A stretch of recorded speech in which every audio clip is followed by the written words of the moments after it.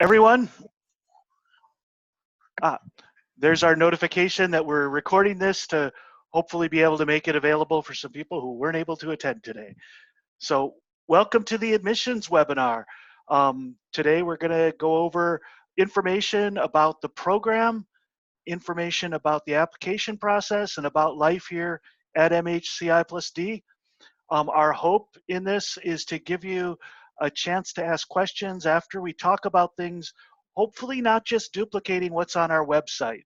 Our goal is to allow you to go explore the website where there's a lot of useful information, and here to give you a broader perspective of some of the big picture ideas of what's going on.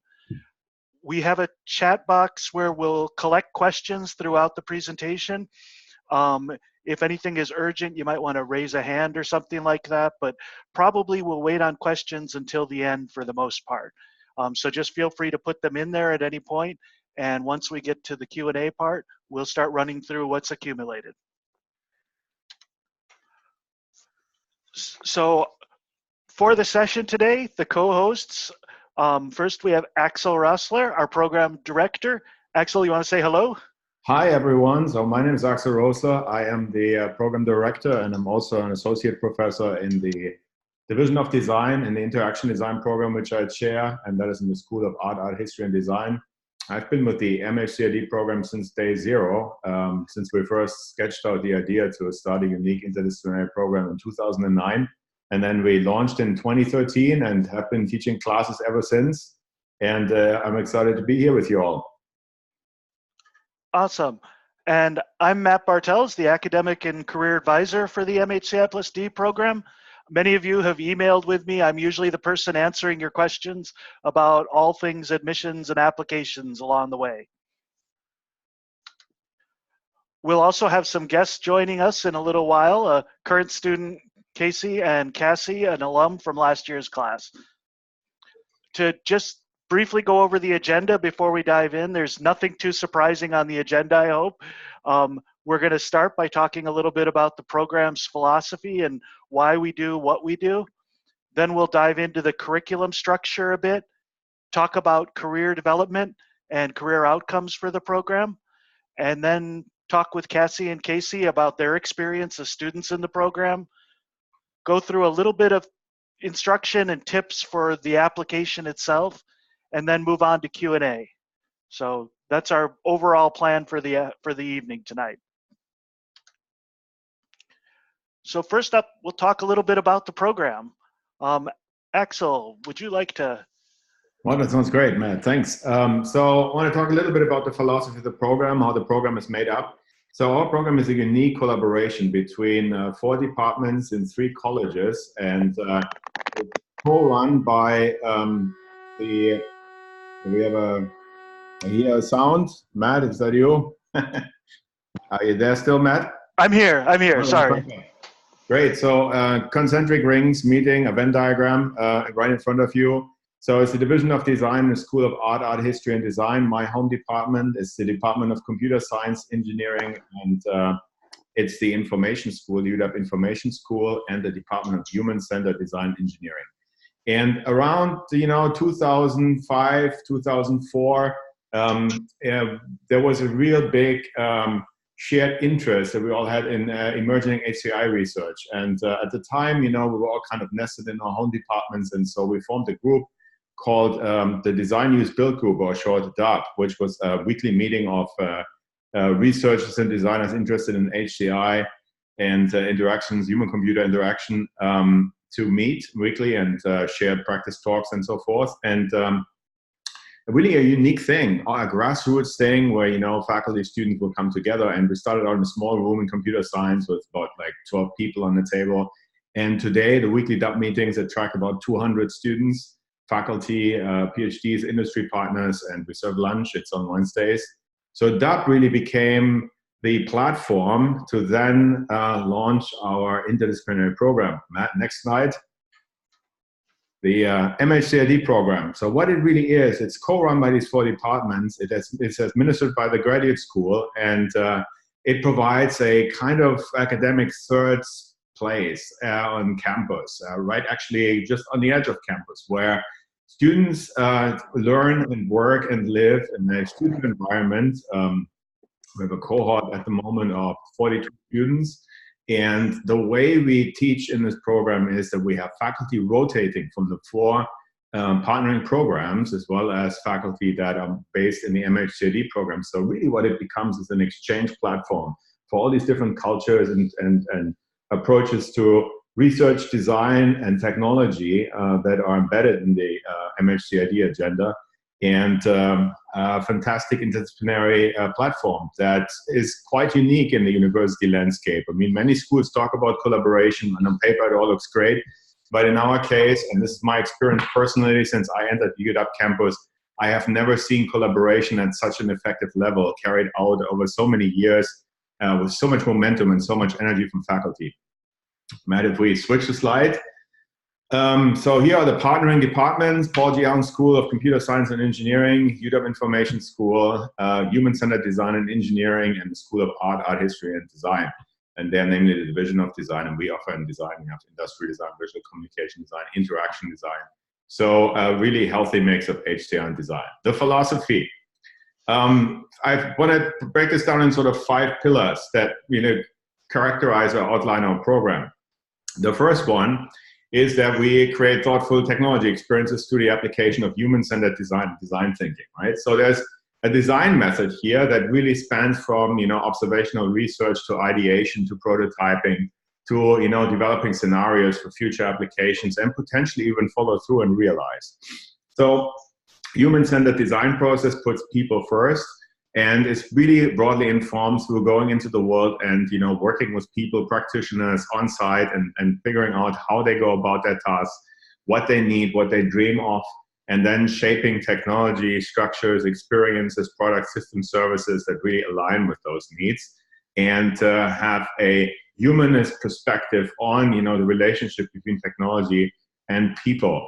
So it brings together really technology development with the design process, with a social studies angle on observation that informs innovation.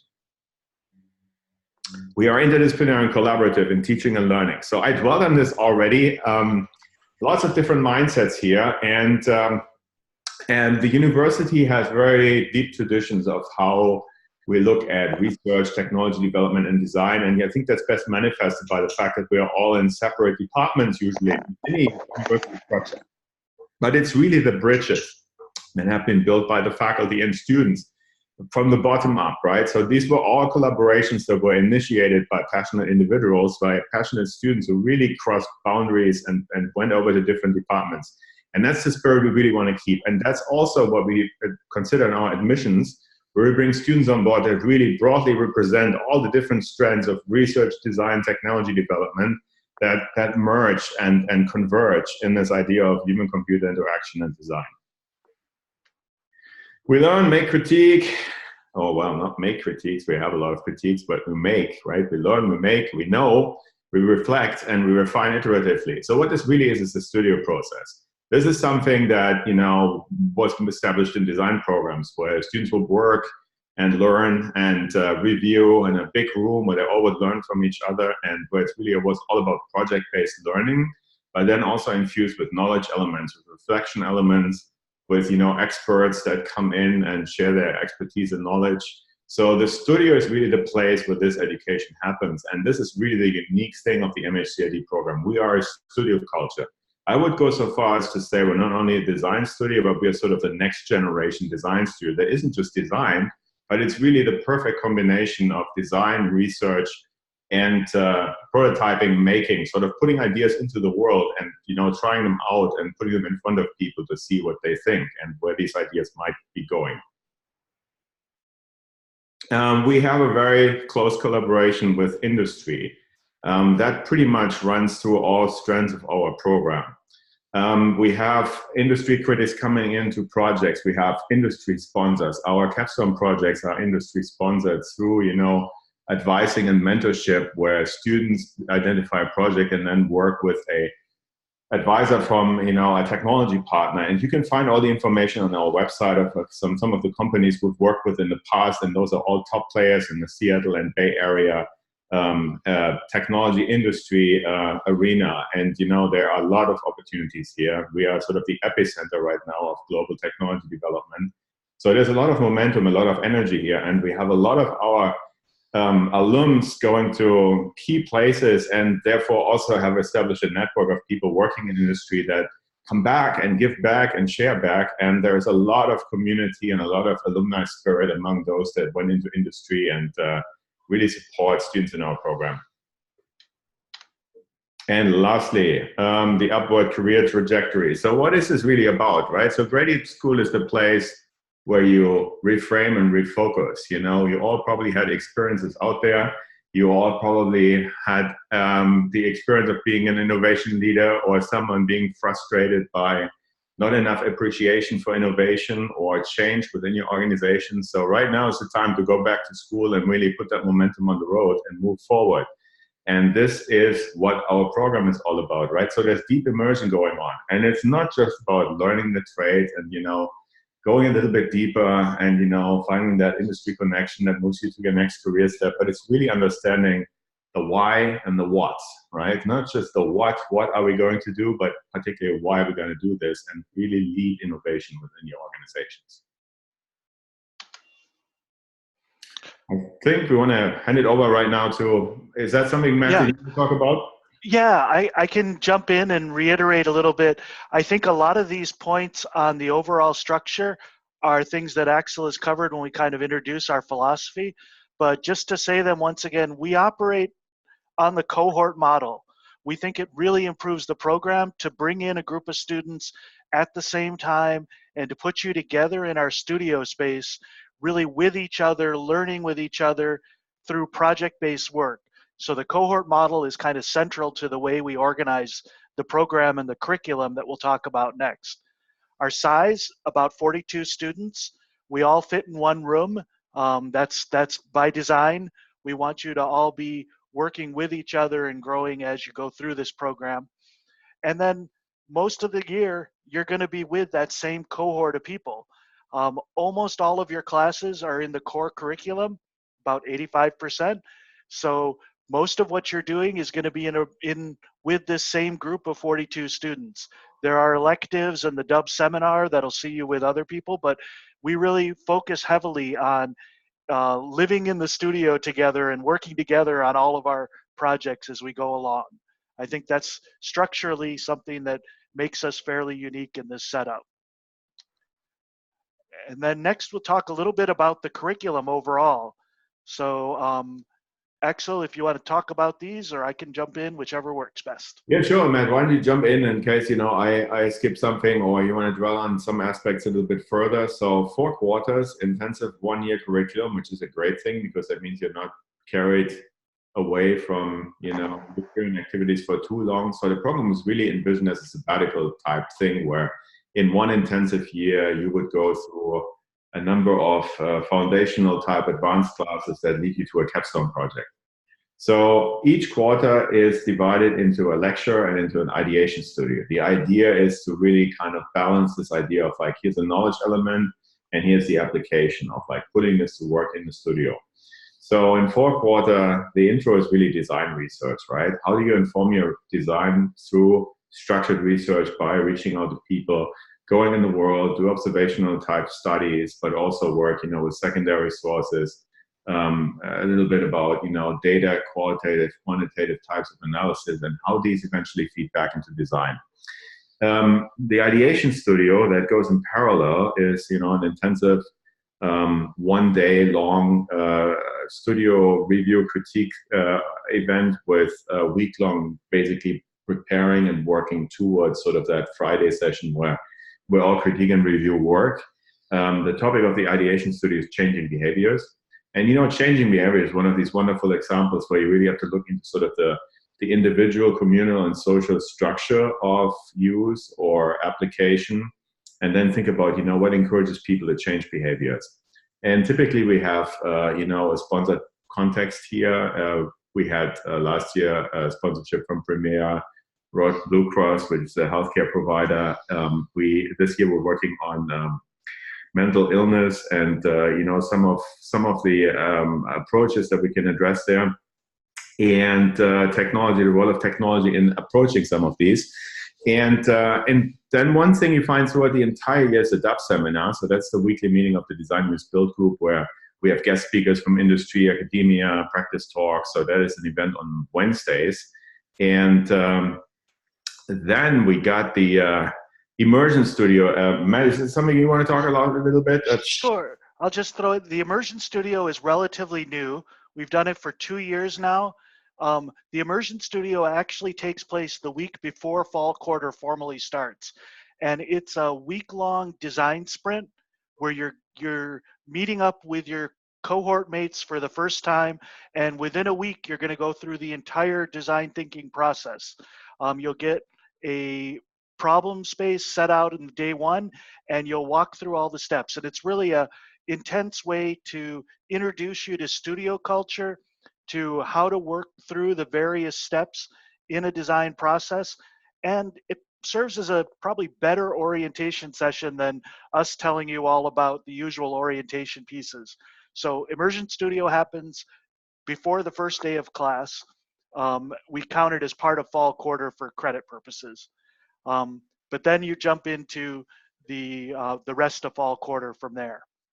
So in a way, it's all boot camp, right? Where you all get to exactly, go deep and intense and get to know each other. And it's really interesting also the social culture of the studio is formed during that week. Also want to point your attention to the electives. So each quarter we have an elective opportunity. It's really a total, Matt, correct me if I'm wrong, about 8 credits of electives. So it's really 1.5 classes throughout the program. So it's not too terribly much, but you have, is that right, about 8 credits? Yeah, seven credits will make it to graduation needs. So most people take more like 8 to 10 credits just because it's hard to make the class numbers match. But that works out to 1 or 2, maybe 3 electives for some people throughout the course of the program. And the way the electives work is that all our partnering departments that, co-run the MHCID program have seats reserved in key courses that are particularly interesting to MHCID students. And Matt has been doing a great job in tracking electives and negotiating the right electives for students interested in certain topics. So that's a really effective process that allows you an experience of the broader university on all these different programs. Matt, anything you want to add to the electives?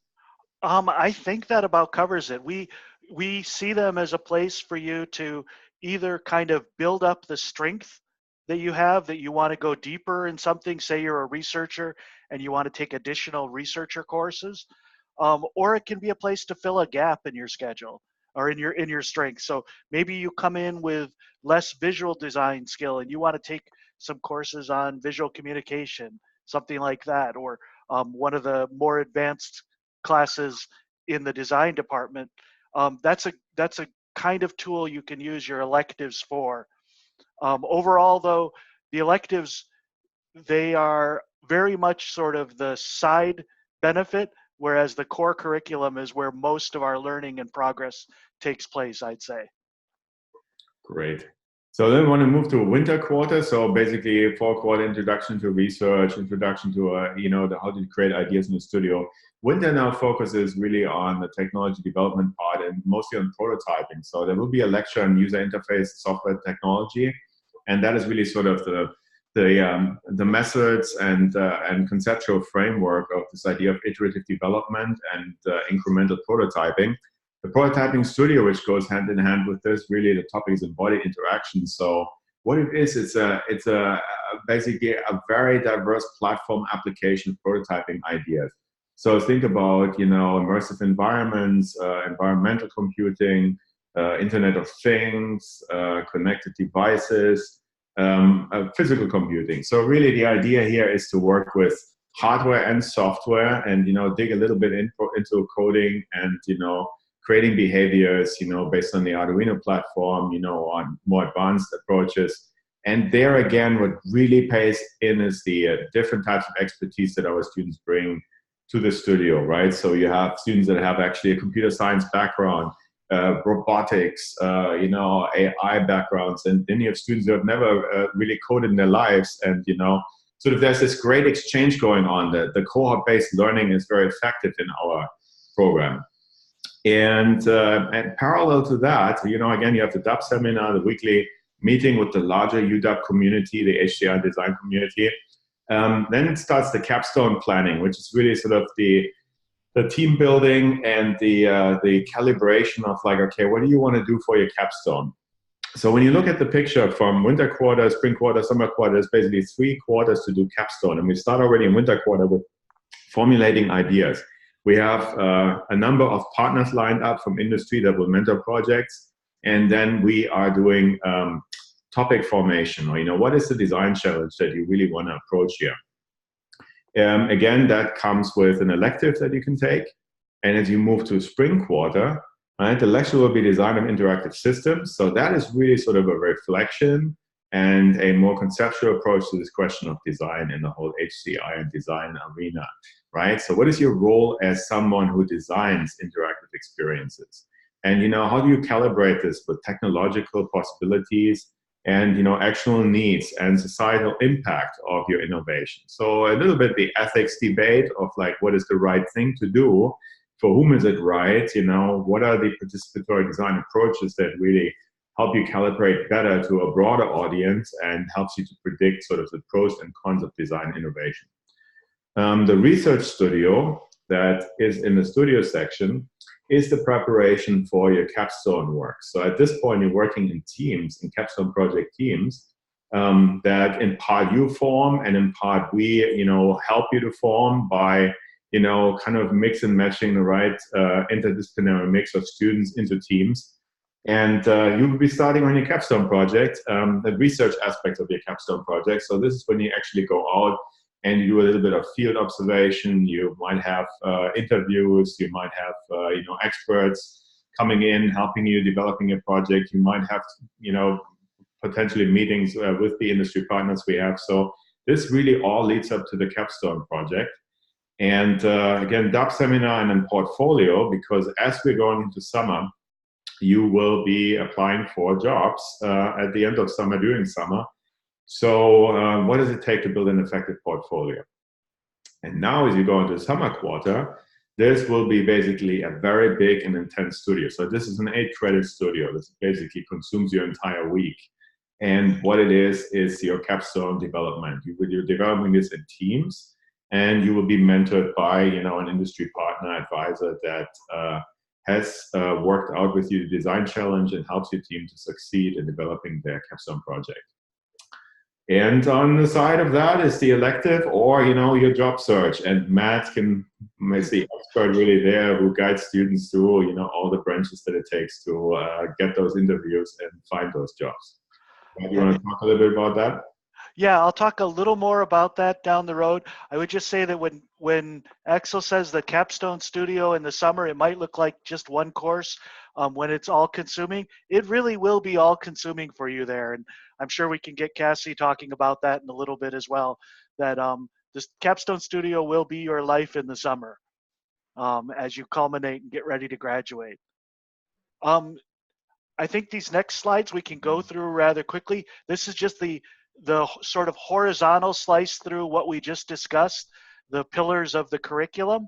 So as Axel mentioned, you go through 5 studios through the 4 quarters: immersion studio, ideation, prototyping, research, and capstone. Those are really where we learn by making and doing. So that happens each quarter. Along with that are the lectures. The theory of the lectures are to give you that foundation, to have a chance to do a deeper dive into what is the literature and understanding and learning behind these concepts that you're working with, so that you're not just getting tools and skills in a program like this, you're also understanding why you have those skills and how to use them more effectively. DUB seminar we've talked about quite a bit. The only thing I'd add with DUB seminar is in recent years, it's really become much more, it's continued to have these guest speakers most weeks, but they've also really begun in DUB to emphasize small group meetings and chances for students to lead topic discussions over lunches. So once or twice a quarter, student groups will break out and offer their own sessions. Last year, some of our students led topics like feminism and HCI, how to bring understanding of the art world into design, topics that could cover just about anything. They could raise and put together a small group over lunch. So I've really enjoyed how Dub has expanded that way in the last year. Capstone we talked about. You'll do a little bit in winter, then move forward into spring for your research and summer for the full execution. Um, I was thinking it might be helpful to talk about who some of our capstone sponsors have been in the past. We're still lining up for this year, but so last year we had sponsors that were industry side, like Amazon, Microsoft, Intel, Google AI sponsored a team that Cassie was on, so she'll talk about that down the road. We had design studios as well, Frog, IDEO, Intentional Futures, and Teague were all here. So we had a good mixture of industry and design agencies that were in as capstone sponsors. And that really helps you have a variety to select from when you're trying to define what direction you want to go on capstone. Um, I think that about covers our curriculum discussion. Mm-hmm. So electives, we've talked about this, need at least 7 credits. You can see some examples of electives that students take up on our website under curriculum. Otherwise, I think really the emphasis is that those pillars of the lecture, the studio, and Dub seminar with capstone running through it, that's much more what we're about. So careers, the other side of things. What do you do on the far end of this program? I wanted to talk a little bit about where you get your career development in the program, and then a tiny bit about outcomes. So within the program, we've really got an underlying principle that says we think you're coming to this program to learn something. And we think what you're learning in this program is really essential and primary above career development. This isn't a program to give you a certificate at the end of and just stamp that you're already knowledgeable in this realm. We really think that the learning that you're doing here is the most valuable thing that you're gaining out of this. So we start with more of a light touch on career development. We think you'll be better on the job market to the extent that you can do better in the program itself and really push yourself to get as much as you can out of this year. That said, we do quite a bit of career development. We've already mentioned in the curriculum listing that we have a portfolio class in the spring. That's kind of motivation if you take that to dive in and get your portfolio in shape for going out on the job market more actively. It's typically taught by someone from a design agency, someone who will be very used to reviewing portfolios day in and day out. And so they really give you concrete information, not just on the web presence of your portfolio, but also on what goes into a portfolio presentation during your job interviews. But that happens in the spring. Before that and throughout the year, I also offer a series of brown bag job search and career development workshops. These are optional. If the topic is of interest to you, you come to them. They're designed to be ideally kind of at lunchtime so you can multitask, eat, and take in some career development with it. And we cover a lot of the nuts and bolts topics and give you a space to practice for your job search. So we'll talk early on about how to understand what the job market looks like, what companies are out there, and how to start defining where your interests lie. We'll talk about informational interviewing, who to reach out to and how to reach out to them, and how to introduce yourself. What do you do when you're starting out with that first bit of networking?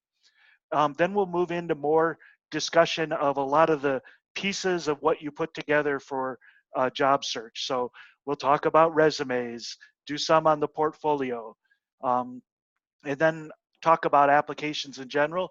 And then mostly in spring and summer, we move into the pieces of the interviewing process. So we'll have sessions on behavioral interview questions, how to prepare and answer questions that are sort of your standard first screening interviews. We'll talk about the portfolio presentation again, and also the whiteboard challenge that some companies use, where you're given a design challenge and you have to respond on the spot in an interview. We'll do a lot of practice around whiteboarding for that. So those career development workshops, those brown bag workshops happen throughout the year and with increasing frequency as you get near the end. Another one that we have as we get into summer, especially as we start talking about how to negotiate your job offer.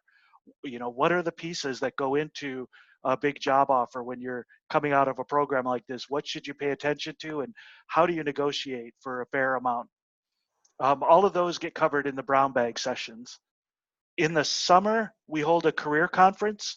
Um, we think of this a little differently than a lot of the career conferences you might be familiar with from undergrad life, say. We bring together a bunch of industry professionals who typically have hired people from our program in the past or in design at least, and we bring them in to give you a chance to practice with your interviewing skills. So you're coming in and you might be sitting down with a hiring manager from a company to give your portfolio presentation or to do a whiteboard challenge, but it's not in the context of applying for a job right then. Sometimes these are introductions that'll help you meet someone that'll follow up with you, but we really see it as a chance to get practice with someone who's really honestly hiring people in your position and get feedback right there on the spot. So it's less pressure than a real interview, but pretty realistic nonetheless. Those are a lot of the resources that are events or things that happen throughout the year in the program. In addition to that, I think one of our most important career development elements that we have is our alumni network. Our alumni for this program are just amazing. They form tight bonds with their cohort while they're here typically, and then when they're out in the world working, they constantly impress us with their willingness to come back and serve as advisors, come meet with students, whether it's in classroom settings like critiques or in other realms. So informally meeting with the alumni that are out there is a regular part of what students in this program can do to learn about the job market and the possible career future they might have. In addition, a couple years ago, we formalized part of this process. Thanks to students requesting it, we put together an alumni mentoring program where each student is matched with one or two alum, and that forms the basis of an ongoing relationship throughout the year. So instead of having to figure out everything you want to talk to an alum about in one meeting, you can have a couple of alum that you know you're going to go back to regularly. Sometimes you might talk to them about what's happening in the program. Other times you might be asking really concrete job search advice. Other times it might be having nothing to do with the field.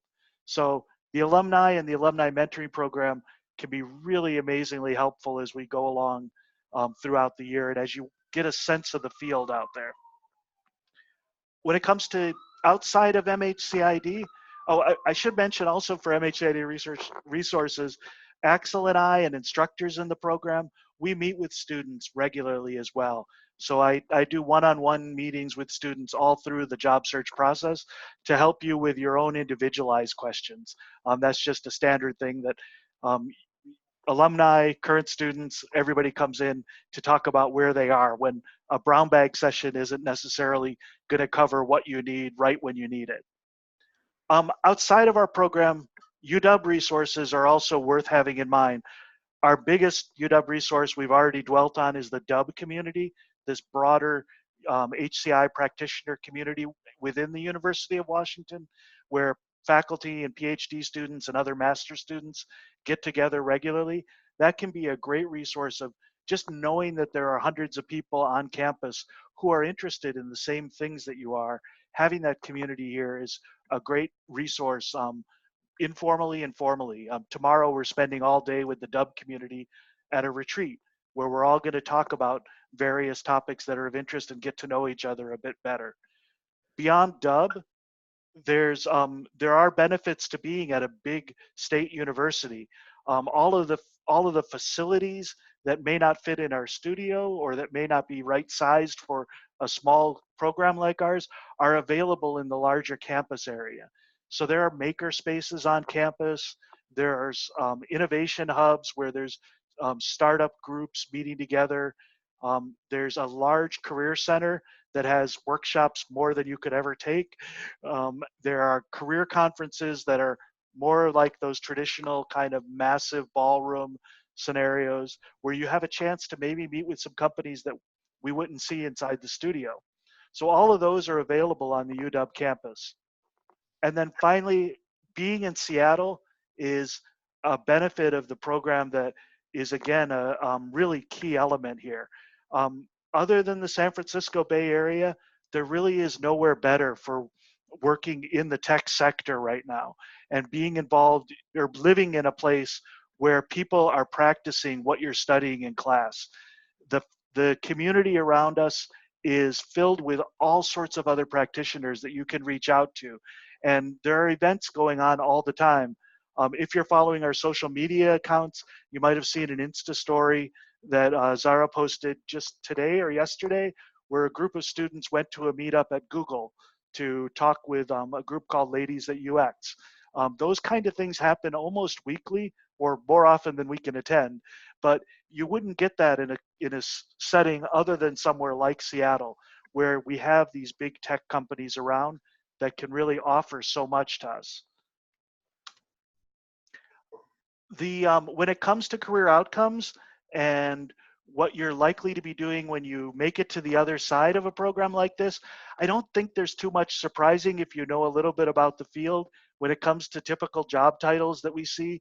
UX researcher, UX designer, and interaction designer, those are our three most common job titles for students going out of the program and starting up. We see some of these other titles being ones that students pursue. In the field as a whole, job titles are pretty amorphous and have different meanings at different companies. So I wouldn't get too hung up on exactly which titles are out there, but it's pretty straightforward the kinds of roles that people typically find themselves moving into. We've got information about hiring speed and other things on our website. This slide just shows some of the companies that students from last year's cohort have found themselves at so far. Last year's cohort graduated under 2 months ago, and they're already almost 75% employed at this point, the last time I checked. So you can see on here, we have well-known companies, well-known tech companies like Google, Facebook, Microsoft, companies like Capital One that we'll hear about shortly, TikTok, Exxon. These are all companies where students were able to find a connection and start working right away after graduating pretty much. We have several people at Facebook and Google each, I think 2 at Microsoft and 3 at Facebook and Google each. So those are kind of the main types of companies. We see our students almost always working in the technology sector. Big tech is one of our biggest hiring, but a lot of students are spreading out at smaller companies where they're in a technology element within that smaller company. So that's kind of the lay of the land when it comes to careers. I think Axel and I have talked quite a bit, so I'd like to turn it over to Casey and Cassie next. For the next portion, we've got 2 guests. So Cassie Mead is from the most recent graduating class of 2019, and Casey Jabor is in the current student class, the class of 2020. And why don't we start by, Cassie, do you want to introduce yourself, tell us what you're up to now, and a little bit about yourself before you came into the program, and then we'll go to Casey. Oh, I don't know if Cassie is unmuted yet.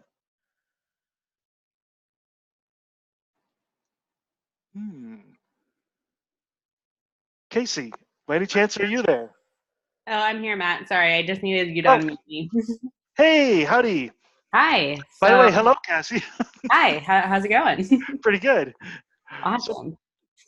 So, tell us about yourself. So like Matt said, I'm from the cohort that just graduated in August, and I'm working at Capital One as a UX UI designer on their financial wellness team. And coincidentally is actually very closely related to what I did for my capstone project for Google, which was looking into financial wellness and AI applications to help solve problems within the financial wellness space. How much depth am I going into here, Matt? Why don't you tell us what you did before you came into the program?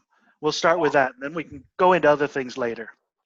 So before the program, I was working as a visual designer, just for like small ad agencies kind of around the DC area, and then had been interested in the program and didn't apply for the 2018 cohort because I was worried about it. And then a year later, I was like, okay, we're applying, we're going for it. But I did see that some people were asking questions about backgrounds of people coming into the program. And to let you guys know, like my undergraduate degree is in English professional writing. So that's not really super techy, but I did have the design aspect, which did help. But yeah, so came to Seattle, moved out to Seattle for the program, and it was a great experience. Really felt like I got kind of hands-on comprehensive knowledge about all aspects of HCI. And actually, I do use a lot of the tools that I learned throughout my year at MHCID in the workplace right now. So today we just did a hackathon at work, and we're doing like rapid ideation and prototyping, and it was insane. I was like, oh, I'm back at school basically. Awesome. Why don't we get Casey in here to introduce herself? I don't know if you're unmuted or not, Casey, there. Hi, can you hear me? Yep, you're good to go. Hi, my name's Casey. You just want to know what? So what was your background before you came in? Okay. Where'd you come from? Okay, great. I'm originally from upstate New York. I went to the Rochester Institute of Technology for my undergrad. I studied publishing and print media. So kind of not really, HCI related, but so from there, I graduated and I worked at GQ Magazine in New York City. I was doing, and that's kind of how I got interested in it to begin with. I was designing their iPhone and iPad edition of GQ Magazine. So I did that for 4 years, and then I applied to this. I was trying to move out to Seattle for a bit. I kept looking. I kept trying to make the transition into more of like a traditional like product designer or UX designer role, and wasn't really having any luck. And then I happened to see like a few different job descriptions were specifically looking for candidates from this program. And so I was like, well, that's interesting. I should probably check out what that is. So I looked into that. It happened to be in Seattle too, which was great because that aligned with my plan already. And applied. Then I got a different job offer in New York City. I figured the acceptance rate was really low here, so I might as well just take this other job. And then I took that other job, and 2 weeks later, I got accepted in the program. So it was kind of this weird mix of editorial design and like, but on a device. And then the job I was doing right before I got accepted was a visual designer at a music production startup in New York City. So I was doing like Instagram ads and like merch and like just kind of general design stuff. Awesome. For either of you, when you were considering different programs or ideas of how to choose between programs, what was on your mind, and what do you think was a valuable thing to have in mind? I don't even know if you were looking at other programs along the way too, but. So for me, as Cassie, location was actually a really big thing. I'd always kind of wanted to try out the West Coast because I'm from the East Coast originally.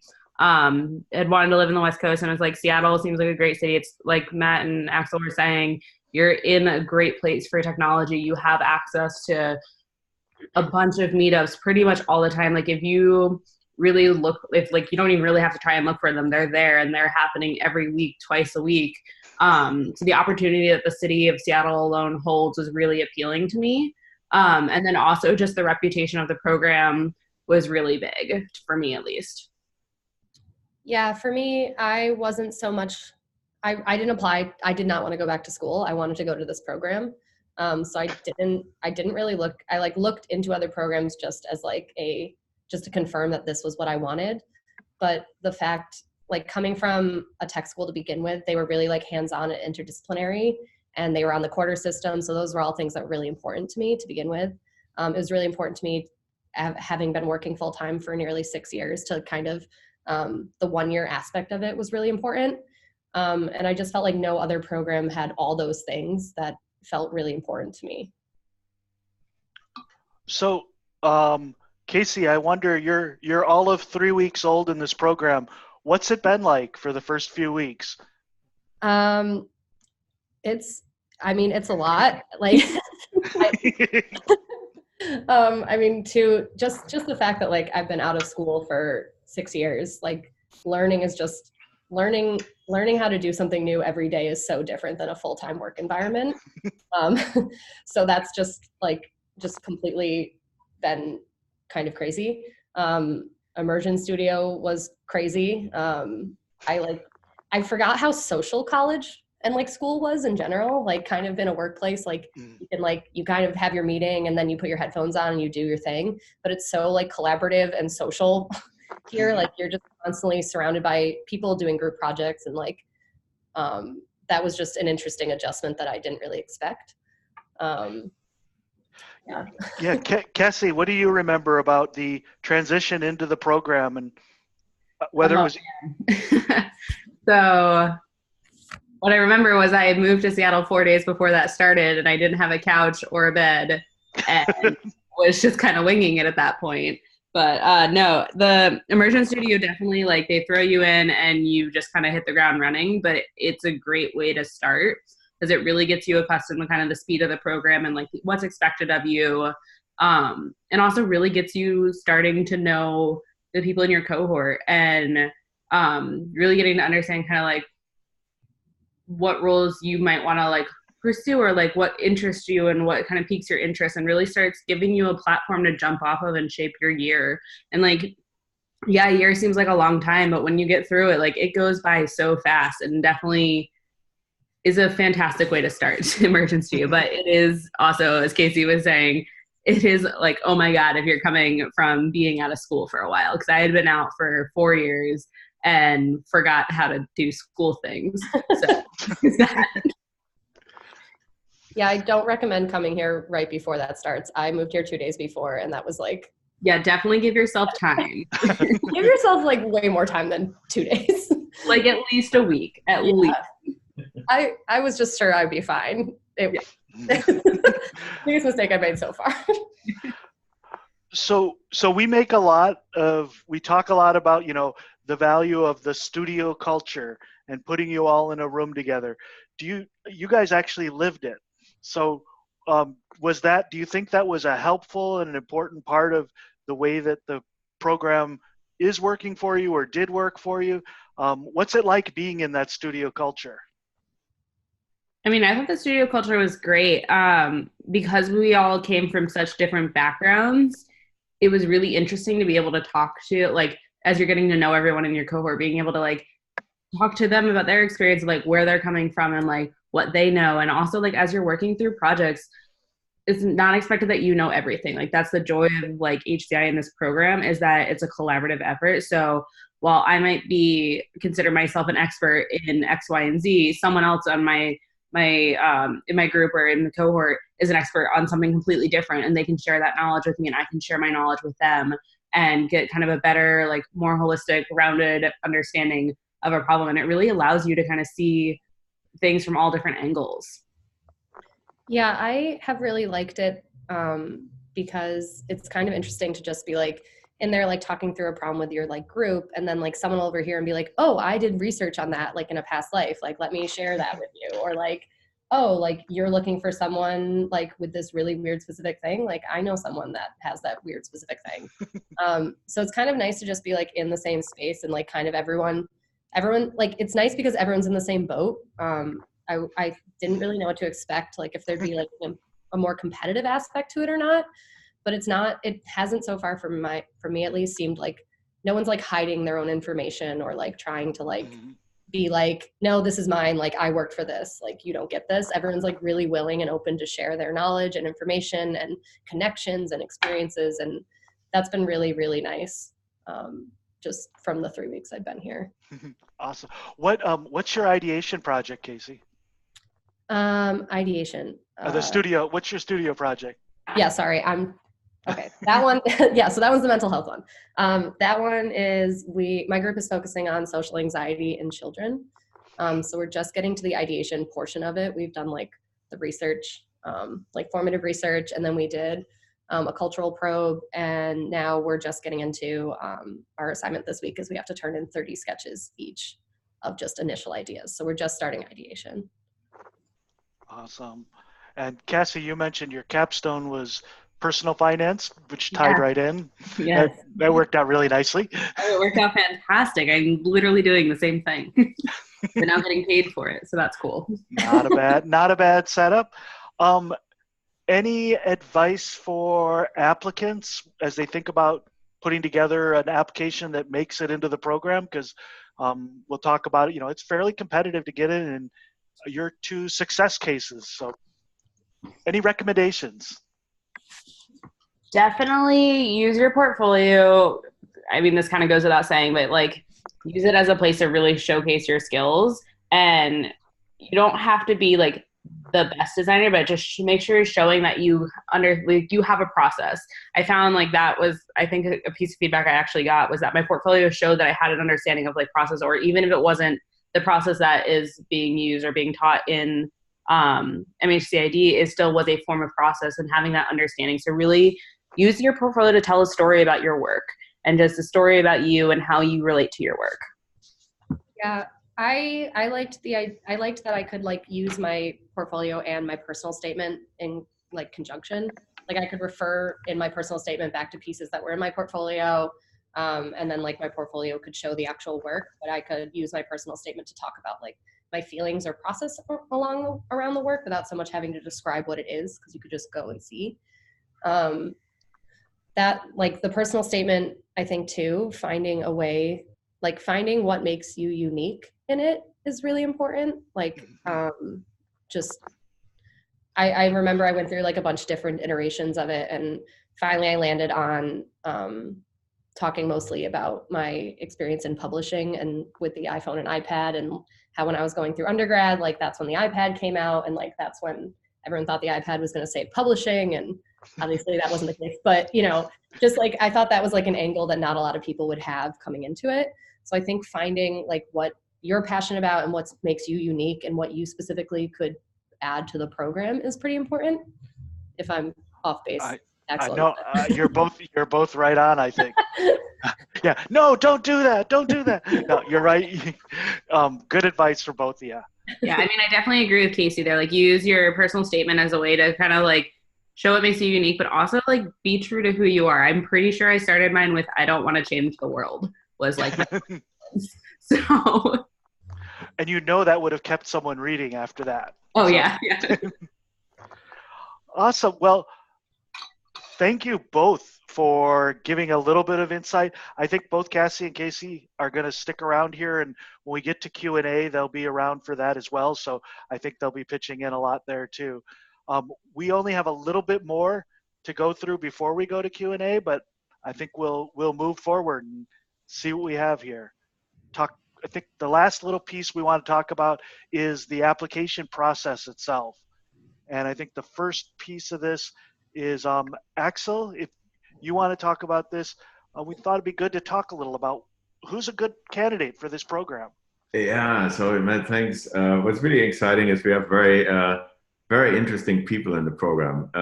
They're all hybrids. They're interested in multiple things. They're good in some things, and they're really curious to learn other things. And I think what really brings them all together is that they really like to share what they know, what they're interested in. They really connect. And I think that was really clear from Cassie and Casey. So like, the ongoing conversation. And I think that's really what we're looking for. We're looking for someone who is willing to learn. We are interested in people who know also what they don't know. So sort of like, your application always is your showcase, your portfolio is your showcase. Many of you might not have portfolios, never done a portfolio. In my case, I was educated in the design school, and then for my PhD, I switched over into an engineering school. And all of a sudden, I had to present the GRE results, right? So the GRE test. And that was just a terrifying experience for me. I've had a great portfolio, all that stuff, and all of a sudden I do this GRE. So, I can just imagine how some of you feel about, this focus on the portfolio. So what we really want with the portfolio is we want to see the type of stuff or the type of projects you're interested in that you have created, And what's really nice with the project is you usually work with someone together. There had been some form of like design challenge, or, there was a need that needed to be responded to.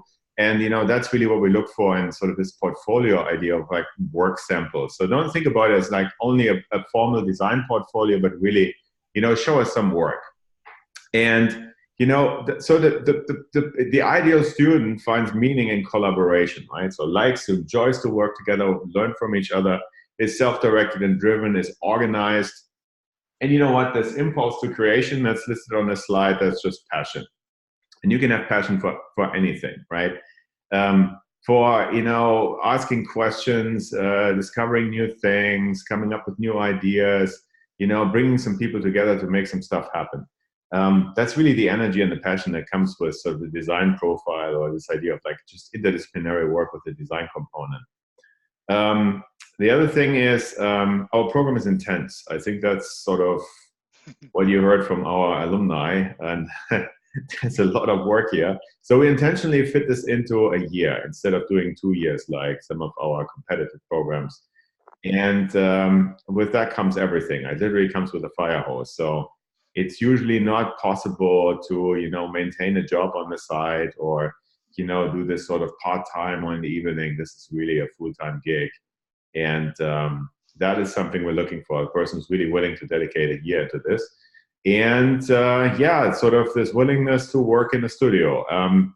Kind of hard to assess. I mean, if you never worked in a studio environment, if you have worked in a studio environment, chances are you probably like it.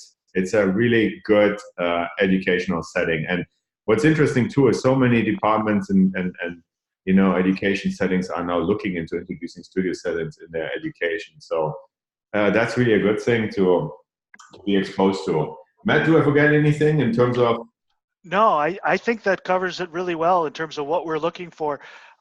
What you find is after the admissions committee has worked through these applications, this kind of a snapshot of what we're looking for in candidates, it produces a cohort that really is pretty unique in the way that they work together and push each other. And Axel mentioned the word that's not on there.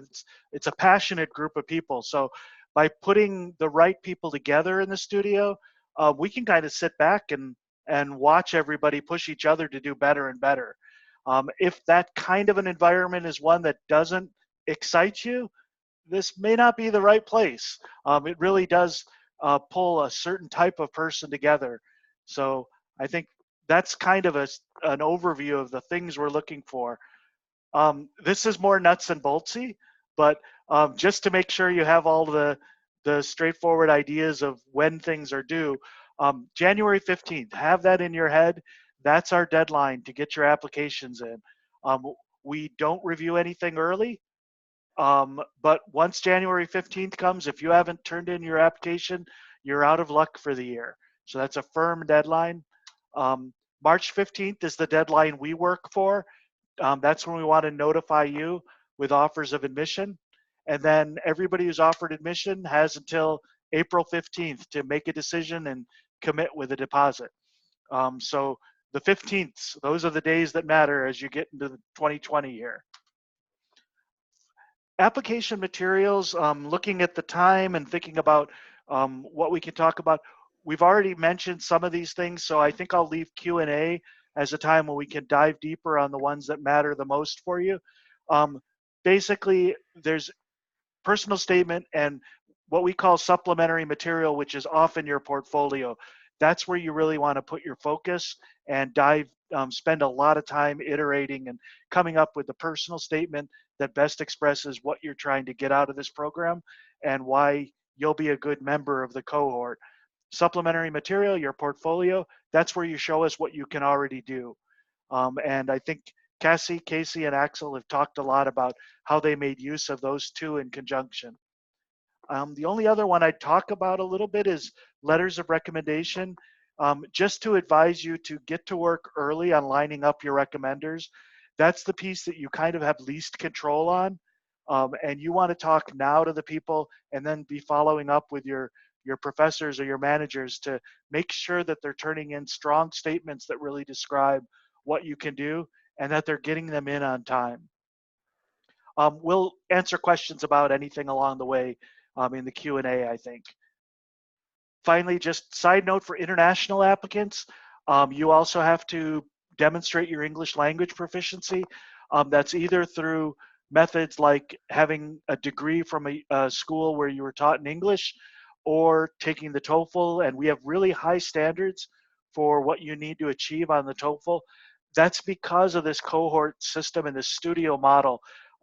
You need to be able to come here and be participating in group projects from day one.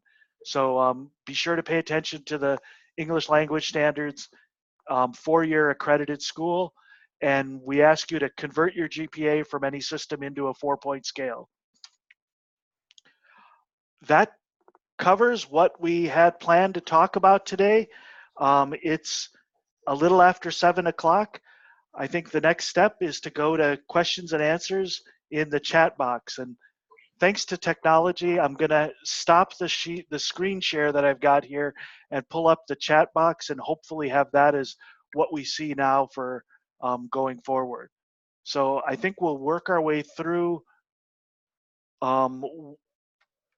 what everybody is interested in talking more about. And I think Axel and Cassie and Casey can all pop in as we go along here.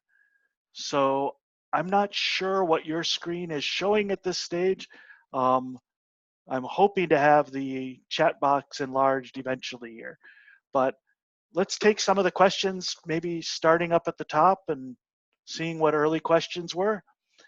How many people applied in 2019, 2020? So we had a bit over 600 people applying to the program. We're looking for 42 students, we said. So it's a very selective process, from 600 down to obviously a bit more than 40 got offers of admission, but 600 was the number that we were at last year. Axel, there's a question here. Is there an opportunity to touch on innovation strategy outside the technology field? Is there a concentration on products compared to business and service innovation? Well, I mean, we have programs in the business school. We don't have a formal agreement with the business school, but as Matt and both Mary commented in the chat box, you are welcome to explore any class on campus you like. And apparently there is a director approval that didn't go through for music theory last year. But I think if you're working on a very intense project that in your capstone involves some form of music, and you have to learn the theory around it, and so it all depends on sort of like where your interest lies, where your previous preparation is, and what you want to discover here and explore. So there's a lot of flexibility. We cannot guarantee that you get into those classes, but then again, that really depends also on you and how driven you are. And we had past students that took amazing classes that we were like, wow, you got into that class and you took it and it's great. So there is openness to do that. So Mary has noted that she's been going along answering a lot of the questions in the chat. Mary's our assistant director here. She's in the background right now and been helping out with a lot of the chat answers that you've seen go along. Starting down at the most recent questions, to move from there, there's a question for Cassie. Cassie, after getting your undergrad in English, what made you, or how did you transition into the design field and eventually make it to UX UI? I think Cassie needs to be unmuted. Oh, I'll unmute you there. Boom. Nope. Thank Yes. you. Okay, I'm here. Hi. It's like, what? Hi. Unmute me. We'll let you speak now. Awesome. Okay, sorry, got to reread the question. So you came from English. Yes. What made you? How did you transition into the design field? Oh, that's a great question. I love this question. So I got my degree in English because I was at a very tiny liberal arts college in the middle of nowhere, Pennsylvania, and there weren't very many options on what to do. And I'd always liked writing and had been good at it, and communication's a great skill to have and a great tool to have. And then I started working in design, and I was doing very like ad hoc, in-house, like small design work. Basically, I was the only designer just being like, here, make us a trade show booth. Here, design a brochure for this. It was just lacking kind of that human connection. And as I was putting in my years of experience and getting all there for 4 years, I kind of was just like, I want to do something that's going to make a difference in someone's life and not just showcase a business's services that they offer. And that's kind of when I started to do some research and look into, okay, how do I do that? And that's when I first kind of really started to hear about UX design and UI design. I was already doing a lot of that in my work, and I was like, I think I'm going to be really interested in this. I'm going to see if I can pursue this further. And then through an extensive process of Googling and talking to people in the field that I knew, UW came up, and that was that. And then I went, and now I'm where I am. Awesome.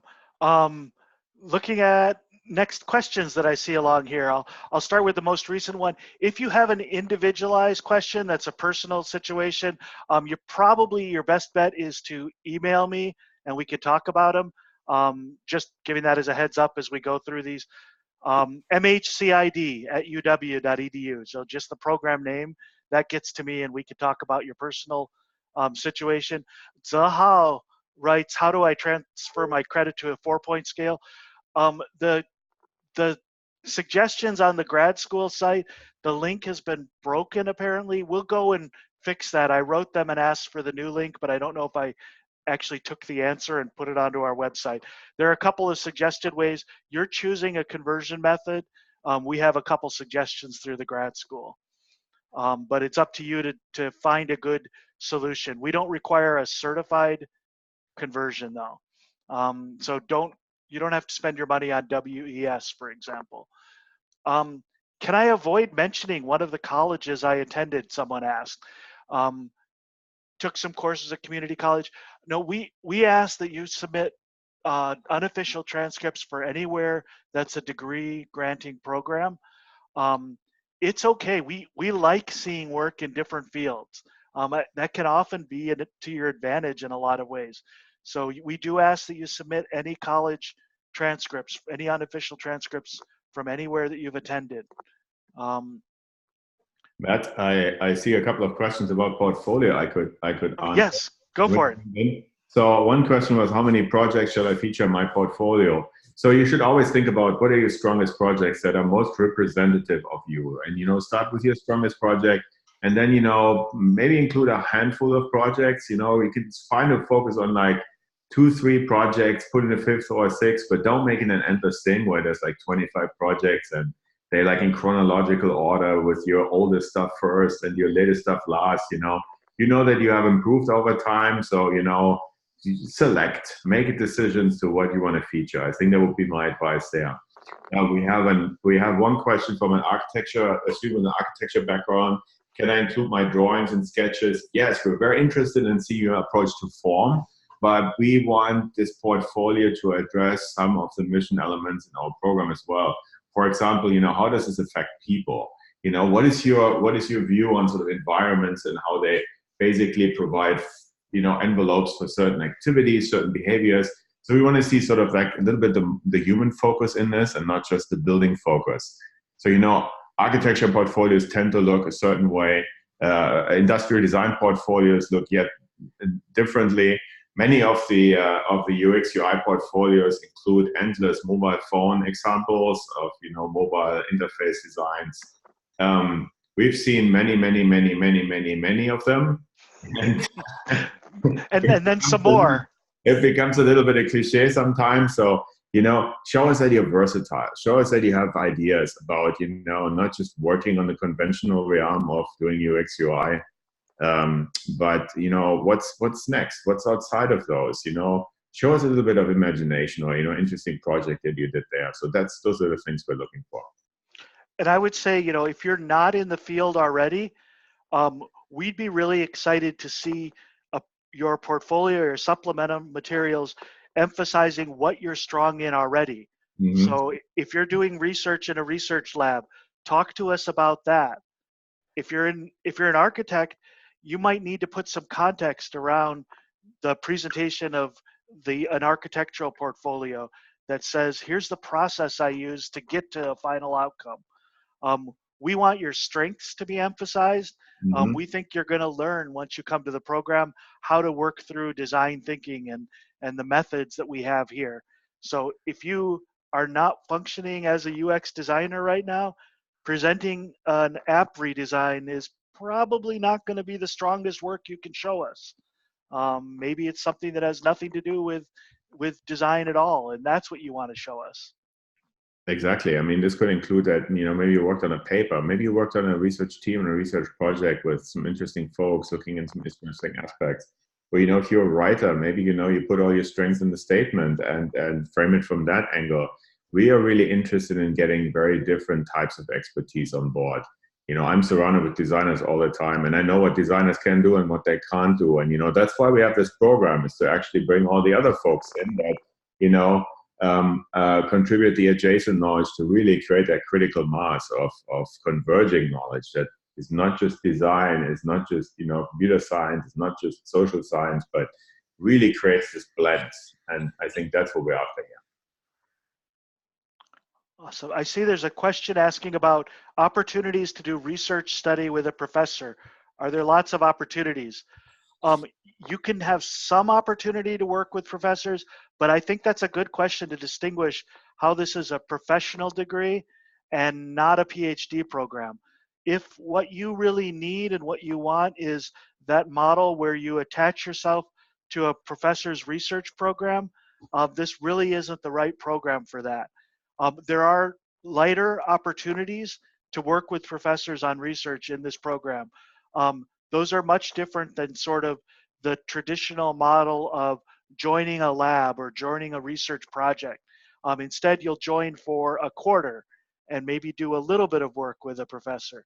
But this isn't the type of graduate program where you're coming in to work with one superstar instructor for the whole program. I think the way that, if you think of that Venn diagram that Axel put up at the beginning, we bring cool professors in to teach you in our space, but you're not coming here to go to their labs and to become part of some lab along that they're doing their extended research. If that's what's really driving you, I'd encourage you to think about PhD programs. We've got some great ones here, and there's some great ones elsewhere too. So I wanna dwell on a question that I just saw about the extroverts, and I felt a little bit. The question is, do you feel like extroverts thrive more in this collaborative environment and program? How much does someone's personality type play to their success? I would really like to encourage you all to think about that it's not just the extroverts that make this work. I think we left a little bit the impression earlier, and oftentimes we find ourselves surrounded, there's two types of work environments, right? One is like you're surrounded by alphas and everybody is just outgoing and like wants to be a leader, and then nobody leads and they all fight all the time. We actually had, a number of different personality types in the program that were all distinctly successful. So, it's always, when you make a design pitch for a design program, the optimism oftentimes gets out of control and you're really pushing that positive, outgoing attitude. But that attitude sometimes also comes with problems of just being a little bit too loud and not being able to listen. So yes, we are welcoming also folks that are not outgoing to the max. In fact, we're looking for them. In fact, we're needing them desperately and really diffuse some of the tension we get. I wanted to chime in on that one too. Thank you. Go, Cassie. Yeah, I know, Matt, you've heard me say a million times that I'm an introvert and everyone's too extroverted for me. So yeah, I do consider myself an introvert. And I don't think that necessarily puts you at a disadvantage, or being an extrovert puts you at any kind of advantage over anybody else. I think it's the passion that you bring to the table will shine through in the way that it's supposed to. So for me, I kind of tend to like sit back and really kind of take in what everybody's saying and really make sure like I'm hearing everything, but also like looking out for what I know that I need personally. So whereas someone might want to spend 24/7 in the studio, I was that person who was like 5, 6 o'clock, like I'd set up my day so I would be done and go home and recharge so I could come back the next day and be on my A game at the top of where I need to be. So introverts, extroverts, anyone can thrive. Yeah, I wanted to say something about it too. I also consider myself an introvert, and I kind of knew that going in. And I was a little worried about the studio model because like just some things like people were like, oh, you like here all the time and blah, blah, blah. And I specifically like chose a home location too that I could get to and from the studio easily. So even if I needed to go home for like 2 hours, I still like had time and like had the ability to just go to a place for myself. And another thing I really liked that they did during that we did during Immersion Studio is we were encouraged to all sit down and talk about what is really draining to us in a working type and what is really helpful to us. And we learned a lot of good things like that. Like I let everyone know, I was like, sometimes it takes me a while to like process my thoughts. Like I'm not the person that's going to be able to like ideate like 30 things like on the spot. Like I can't just like jump in with people as easily as some others. And that's okay. It's just like, it's like learning. It doesn't make me like any less valuable because I can then contribute by like Cassie said, like listening and then like being like, okay, I can synthesize all this information now into like a new thing. And like, that's my contribution to the group. I think an important part of being in a program like this is learning how those different styles really are valuable and how you can be sure to take into account all those different styles of contributing. Because if you think just being the alpha and being an assertive type is the only way to get things done in a group project, you're going to run into problems along the way because you're not going to take advantage of all the strengths that are out there. So absolutely, I think not just extroverts, but also introverts, and being sensitive to what other people in the team find as their best mode of contributing. That's what you should be hoping to learn in a program like this. I think it also does a good job at setting you up for realistic expectations of like work environments outside of school. It's unrealistic to think that you're going to be on a team full of extroverts in the working world. So getting you used to working with all different types of people who process information at different speeds or think in different ways is really a leg up for you. Yeah, and I want to second that. Like sitting on both sides of the table, sometimes reviewing applicants in academia and also writing letters for professional positions. It's action times, oftentimes the ability to listen and to actually, take in and be quiet and reflect a little bit and be humble that industries and academias oftentimes look for. So very important, not just sort of the glossy stuff. Sometimes when I see those videos, they come out of IDEO and all these creative agencies and everybody's so happy and they're smiling all the time. I wonder, man, there must be a lot of coffee here or something and donuts, and then life then kicks in too. So you just totally approach it in a very chilled way and be yourself. Somebody asked, can I have a look at studio projects? So for past projects, check out our website. You can see all the capstone projects from past years. We'll soon have Cassie's cohort, the 6th cohort. Those will soon be up there as well. That another thing you can do to see what kind of work we do is to look at the people page on our website and look at the profiles for various students. All of our past students are up there with links often to their own portfolios. So you can see how they expressed the projects that they did in the program. For more current events, to see what's being done now, I would definitely look at Instagram. We use Twitter and Instagram to talk about what we're doing now. And Instagram in the last couple of years has really been the place where you can see examples of day-to-day life in the studio and what's going on. Let's see. What other questions should we prioritize as we get close to the end of the period here? I see some personal ones. Somebody, Lynette's speaking to Axel. We'd probably do that one. Yeah. Well, Lynette, just keep on designing and, interesting projects. And the point is too, like, we will learn a lot in the program. So just be yourself in the whole application process, right? Like, really, we try to look through to the person, to the individual. That's what we're looking for in the statements. When we look at the work, just be yourself. And, that's a great thing. Matt, I want to answer, there's one question from Sean from Indiana University that says, besides location, course structure, and so forth, we talked a lot about this, but what makes UW, I think, a really interesting place for HCI? I think that's worth a short answer. We are one of the leading public universities in the United States. We have a $1.6 billion externally funded research budget, and this is huge. Only Johns Hopkins University is above that. So there's lots of research going on, medical, computer science, biotech, and this is also one of the of the places where, you know, big computer science has originated. So, you know, with the computer science program on the campus, which is highly desirable. And then also, you know, having Microsoft here, Amazon, Google, and so forth, that's powerful. But UW's HCI coalition, the DUB group, is basically one of the leading university contributors to the CHI conference annually, with some of the most papers published, and extremely successful and extremely visible. So really a top-notch university that's on the map, I think. Yeah, and I think where we shine as far as research at the university are the faculty here have really distinguished themselves in a lot of work around accessibility issues and designing for everyone.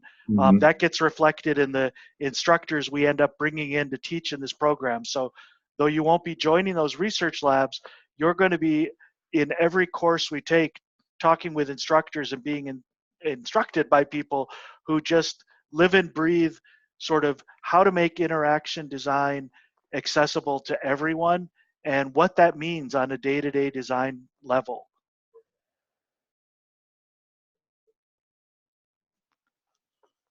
Let's see here. What are some factors that are considered to cultivate a diverse cohort? Mary did some answering of this, I think, in the chat box. Are there efforts to establish diversity efforts? Yes, we think about how as the admissions committee pulls together the cohort and goes through admissions, this is something that we're consciously considering. So it's definitely part of our consideration as we try to see what would make a better cohort. The demographics of the program, we are a program that still is about 40% international to 50% international on any given year. And amongst the cohort, it's a majority female. So the gender balance is Yes. very, very different than most STEM programs. I think this year in particular, Casey, what do we have? About 8 males and 30 some females in the program. So very much. I was just gonna say it was super surprising. Also coming. Wait, really? That's the split? Yeah, that's the split this year. Yeah. Oh man, ours is like pretty even. You came a year early. I mean, it's still female domination, so we're good. There you go. Yeah, within STEM fields, this is really a place where there's a lot of room for a lot less of the male-centeredness of what you see in a lot of STEM programs. There's stories behind that and why that might be the case, but it's great in that realm. When it comes to diversity on other indicators, we still are working on that. So that's a work in progress. I would say you'll see not as much diversity as we'd like to see, and we're working on developing that. So know that that's part of our learning, is part of what we go along with here. So I see that there's a question here for me about job search, and I can touch on that for a little bit. So job search while being in the program, Matt's going to be your number one resource for that. I bugged him like 20 times a day. So just like everything prepared and ready to go, getting your portfolio reviewed. Matt even spell checked everything for me multiple times and sat through my portfolio presentation a bunch. As far as and it was fun. Oh, thank you. As far as the search itself, it's definitely like you have to be motivated to do it. If you're not motivated to do it, it's not going to get done because no one's going to do it for you.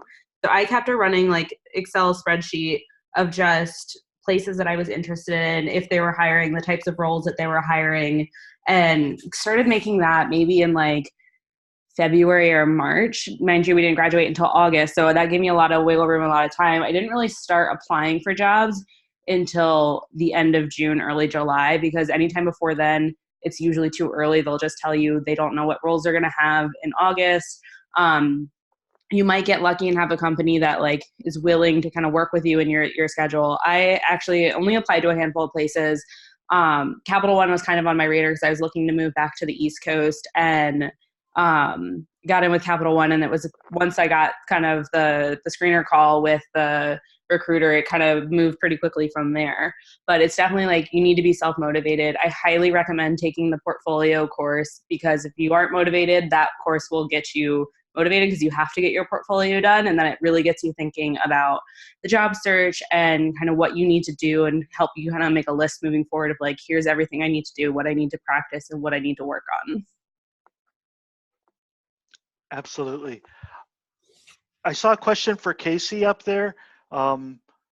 Somebody who has not been in school for a while, what advice would you give for them to prepare yourself for coming back to school? I would say, if possible, try to get your mind back in like learning mode. I know, at least for me, like I worked at GQ for 4 years. So by the time I left, I was kind of like, I could do that job with my eyes closed.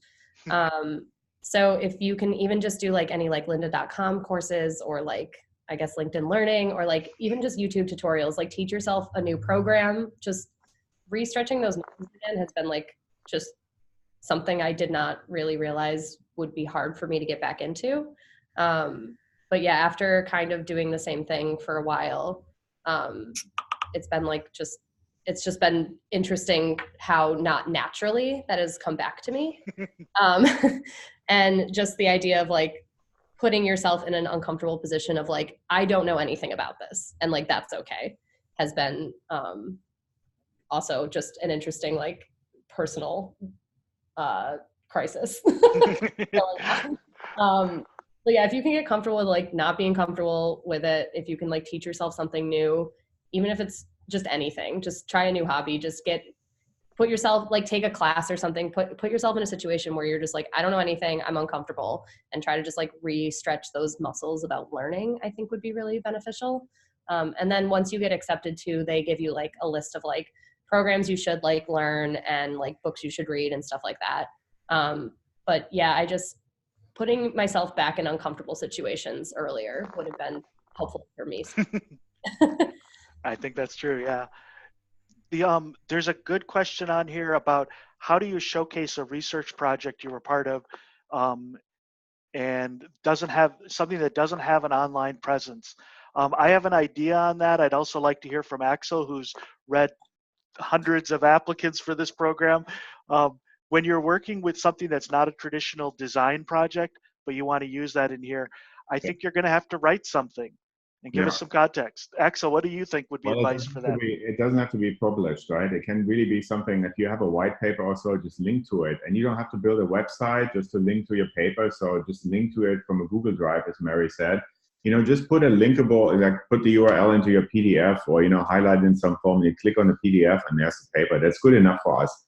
Also for your portfolios, don't worry about putting a custom PDF file together. It will probably not be uploaded to our MyGrad application, which is not modified or not really optimized for large file sizes. So we are super flexible there. Just link us to content. You can post it in your own Google Drive. That's perfectly fine. So don't stress about that. I just wanted to clarify one more thing. I mentioned the research activity at UW. That isn't an endowment, but that is the amount of research that is externally funded every year to departments and researchers. That's not something we do from the MHCID program, because we're a professional degree. So we're not a research degree. We're not a PhD program. However, faculty are working on sponsored projects. And, there are opportunities where you can be part of a research group, a directed research group within our sponsored, in our partnering departments. And so you can be involved in that. But Matt, we didn't have that very much in the past, right? Due simply the time constraints that the program provides, right? Yeah, exactly. It's tough to have deep research in a program like this where you're so focused on the core curriculum. Mm-hmm. So those are people who are going to come in and help you in our studio more than you'll go out and work on their research. There were questions about programming experience.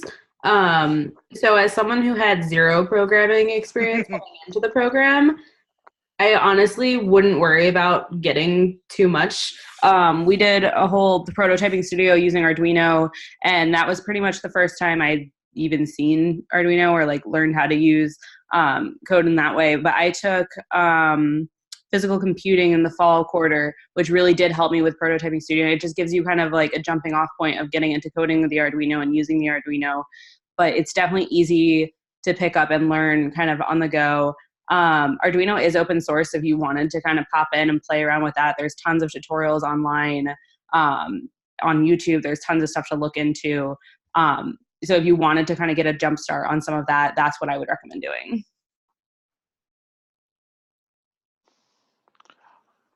I want to be respectful of everybody's time and note that it's 7:30 now, so we'll continue talking for a little bit, but you've made it through the 90-minute session here, so thank you all for joining us. We'll linger for a little bit longer, but if you have questions we didn't get to, if you have more you want to ask about, and we don't talk about it here at the end of the chat session, MHCID@uw.edu. That's the address where you can send your questions, and I'll be happy to answer anything that you have. Might take a couple days to get back to you, but we are happy to help you think through how to make your application work well.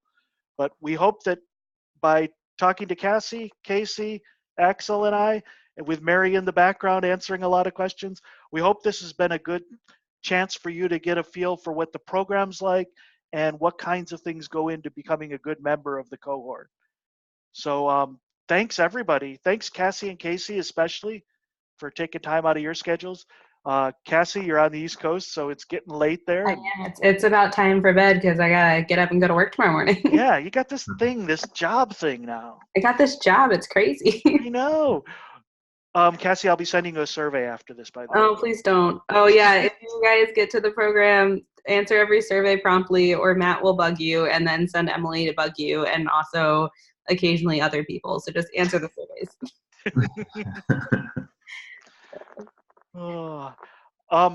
Any parting thoughts, Axel?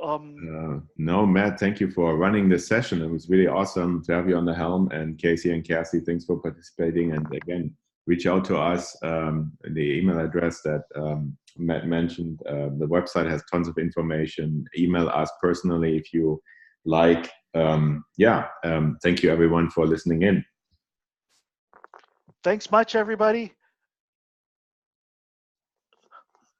I think what we'll do is we'll close here and ask you to send extra questions that we didn't get to us by email. So thank you much, everybody. Have a good rest of the evening or morning, wherever you happen to be. Thank you so much. Good night.